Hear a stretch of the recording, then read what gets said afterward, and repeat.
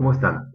En esta sesión quisiera concentrarme en un concepto que vamos a usar no solamente en estas clases que vienen, sino también más adelante en el curso, que es el concepto de modernización. Porque, como hemos visto ya en otras clases, hemos referido continuamente a este interés de- que hay en el país en el siglo XX de caminar hacia la modernidad, pero no hemos dedicado tiempo a un análisis más profundo sobre lo que implica la modernización y digamos, también los factores a los cuales está vinculado, ¿no? Tanto en sus orígenes como en sus implicancias. Entonces, lo primero es que entender que el concepto de modernización está vinculado con múltiples dimensiones de la vida de la sociedad. Una dimensión económica, una dimensión social, una dimensión política, y dentro del social podríamos también incluir lo cultural, etcétera. ¿Y cuáles son esos factores más importantes? ¿A qué se ha vinculado en diversas teorías a lo que es eh, la modernidad? Uno de esos temas es la presencia importante de las industrias, ¿no? Es decir, sociedades donde el peso del sector industrial es más grande, se dice es una sociedad más moderna. También por las características de la infraestructura, ¿no? Es decir, estructura que se considera moderna en la medida que permite el desarrollo de un conjunto de procesos industriales y sociales, como lo son, por ejemplo, las telecomunicaciones, el servicio eléctrico, servicios adecuados, saneamiento, vías que permiten el traslado rápido de los bienes que requiere una economía moderna. Desde luego también se ha vinculado a lo que es el capitalismo, esa forma de producción en que permite a las economías pues dedicar mucho más dinero al ahorro, que a su vez permite pues apalancar nuevas inversiones y esto de una manera tal que a su vez permite un proceso de acumulación de capital muy grande. También se ha ligado a la economía moderna a los conceptos de racionalidad económica, es decir, la manera en la cual pues se piensa, se planifica, se organiza el proceso productivo, es un proceso sin duda también vinculado con el concepto de modernidad. Eh, También el hecho de que una sociedad logre centralizar los procesos macroeconómicos, en particular la moneda, es parte de estos conceptos que se vinculan a la idea de modernidad económica. En lo que se refiere al tema social, una cuestión ya lo hemos mencionado en otras sesiones, que tiene que ver con la movilidad social, es decir, que una persona que nace en un determinado lugar de la sociedad tenga la posibilidad de pues, trasladarse a otras ubicaciones, sin mayor límite formal, al menos. Desde luego hay restricciones que pues, las posibilidades reales de una sociedad ofrecen, pero en principio es una sociedad con mayor movilidad, donde más personas cambian de ubicación a lo largo de su vida. También el aumento del tamaño de las ciudades y también el peso de la población urbana respecto del conjunto de la población del país.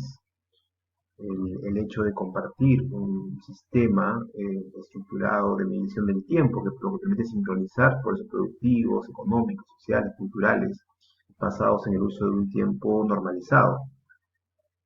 Relaciones que en gran medida pierden un vínculo exclusivamente con lo local. Es decir, muchas de nuestras relaciones se desarrollan con personas que están ubicados a gran distancia, que no vemos, que no tenemos un contacto directo con ellas, pero hay relaciones con esas personas. Es decir, nuestro sentido del espacio es mucho más amplio que solamente el que está ubicado en nuestra esfera más cercana, físicamente más cercana.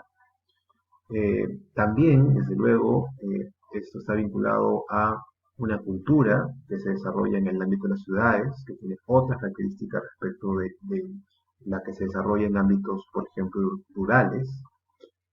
La necesidad de construir un vínculo nacional que cohesione al país y también organizaciones sociales que también se asumen o incorporan esta visión de racionalidad técnica como parte de su desarrollo, de su vida como organización.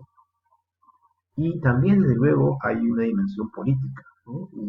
Y aquí se produce en las sociedades modernas una diversidad de grupos de interés, de visiones sobre la política, es decir, se diversifica los intereses en una sociedad moderna.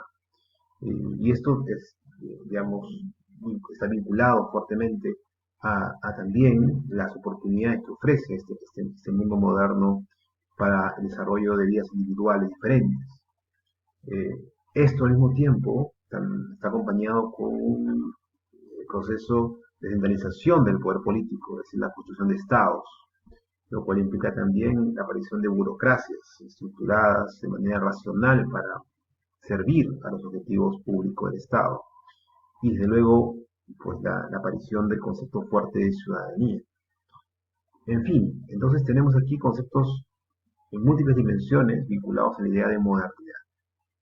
Y desde hace mucho se discute cuáles son los posibles efectos, ¿no?, que originan la modernidad. Es decir, tenemos, por lo tanto, varias discusiones. Una vinculada con qué es lo que moviliza a una sociedad hacia la modernidad. La otra cuestión que es las características de lo que entendemos por modernidad y luego los efectos de la misma. Entonces, una de las cuestiones más, digamos, discutidas tiene que ver sobre los efectos de esta modernidad sobre la vida social en su conjunto. Es decir, existe como un presupuesto de que la modernidad es algo positivo, pero también trae consigo nuevos desafíos, nuevas complejidades que no son fáciles de manejar. Por ejemplo, Samuel Huntington, hace ya mucho tiempo, pues escribió sobre el efecto que tiene esta ampliación enorme de las opciones, las expectativas de la gente sobre estructuras eh, y instituciones que no están preparadas para procesar ese nivel de expectativas. Es como que se produce una sobrecarga, ¿no?, de expectativas sociales originadas por el proceso de modernidad, de la modernización del país, que las estructuras políticas no son capaces de soportar. Eh, y que por lo tanto la modernización, ¿no?, también puede implicar un desafío muy grande de gobierno, de gobernanza del país. Esta es una idea muy importante. La solución que plantea Huntington es, por lo tanto, garantizar que hayan respuestas políticas, digamos, estructuras políticas, que sean las que permitan el procesamiento más adecuado de estas demandas. Es decir, le da al peso de la dimensión política de la modernidad pues un factor muy grande, ¿no?, dentro del marco de la comprensión de lo que implica la modernización. Por ejemplo, la necesidad de centralizar fuertemente el poder político, la necesidad de que el Estado integre en su estructura política lo que ocurre en el territorio en su conjunto, es decir, que el Estado sea el gran organizador de la vida dentro de un determinado país. Eso implica una presencia efectiva, una capacidad efectiva del Estado de poder gestionar y gobernar el territorio que tiene bajo su mandato. Eso no son cosas sencillas, ¿no?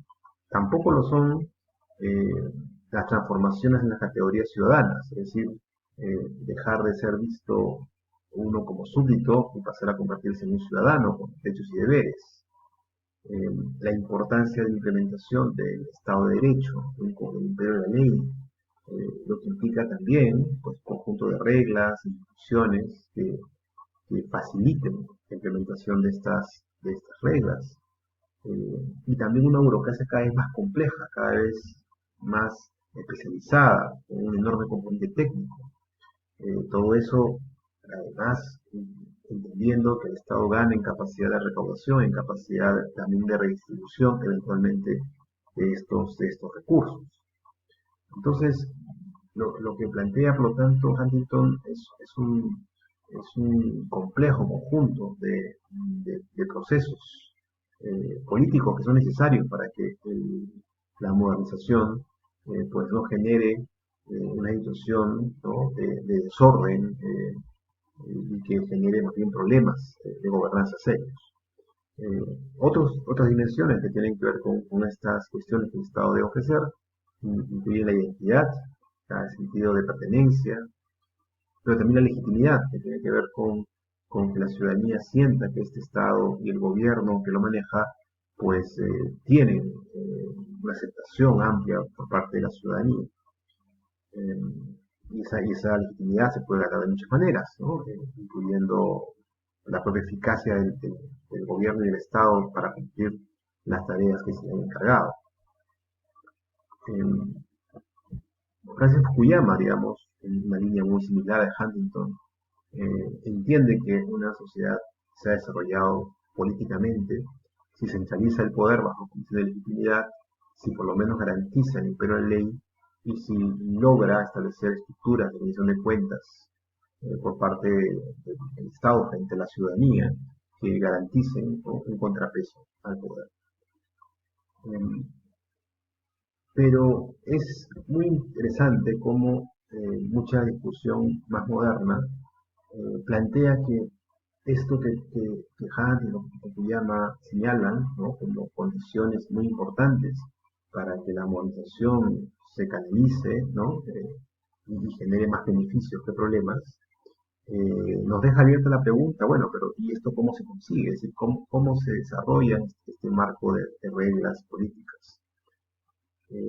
Incluso visiones recientes plantean que más bien son esas condiciones políticas las que eventualmente generan las condiciones para el desarrollo de otras instituciones modernas en los campos económicos y eventualmente también en el campo social.